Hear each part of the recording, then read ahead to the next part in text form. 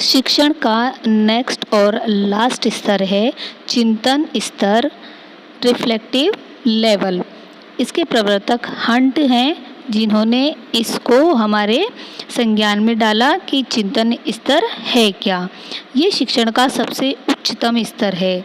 हमने इससे पहले मेमोरी लेवल पढ़ा था, स्मृति स्तर, वो शिक्षण का निम्नतर स्तर माना जाता है। निम्नतर स्तर का मतलब शुरुआती स्तर, और यह चिंतन स्तर जो है शिक्षण का उच्चतम स्तर है, यानी हाईएस्ट लेवल है। इस स्तर के लिए स्मृति स्तर वो अवबोध स्तर इसके आधार हैं, यानी कि सबसे पहले स्मृति स्तर का ज्ञान हो जाना चाहिए, अवबोध स्तर का ज्ञान हो जाना चाहिए, उसके बाद ही चिंतन स्तर पर बच्चा आता है। कक्षा का वातावरण खुला और स्वतंत्र होता है।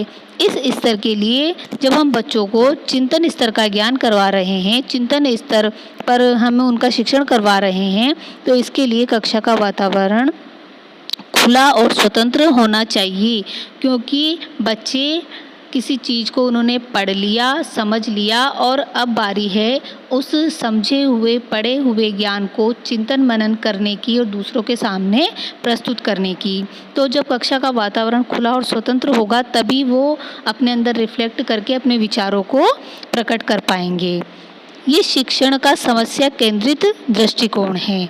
समस्या केंद्रित कैसे है? क्योंकि बच्चे किसी भी चीज़ को समझेंगे, जानेंगे और अपने आप में विचार विमर्श करेंगे कि जैसे मान लो कोई भी समस्या है, उस समस्या के बारे में बच्चों ने पता कर लिया, समझ लिया कि समाज से रिलेटेड है ना, कोई भी इसकी प्रॉब्लम का सलूशन कैसे निकाला जा सकता है। तो बच्चे जब समस्या को समझेंगे तो उस समस्या का समाधान करने की क्षमता इस चिंतन स्तर के माध्यम से उनके अंदर विकसित हो जाती है। ये स्तर विचारशील स्तर की शक्ति को विकसित करता है, यानी इस स्तर में बच्चों को विचार करने की शक्ति आ जाती है, क्योंकि ये स्तर ही ऐसा है, चिंतन स्तर, नाम से ही पता है, चिंतन करना, विचार विमर्श करना, यही इसका उद्देश्य है। इसमें छात्र क्रियाशील व स्वप्रेरित रहते हैं।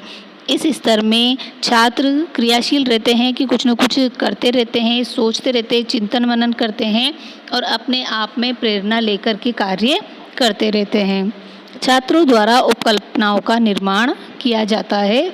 छात्र उपकल्पनाएं, हाइपोथेसिस बनाते रहते हैं कि किसी भी समस्या से संबंधित उसके समाधान के लिए वो क्या क्या प्रयास कर सकते हैं।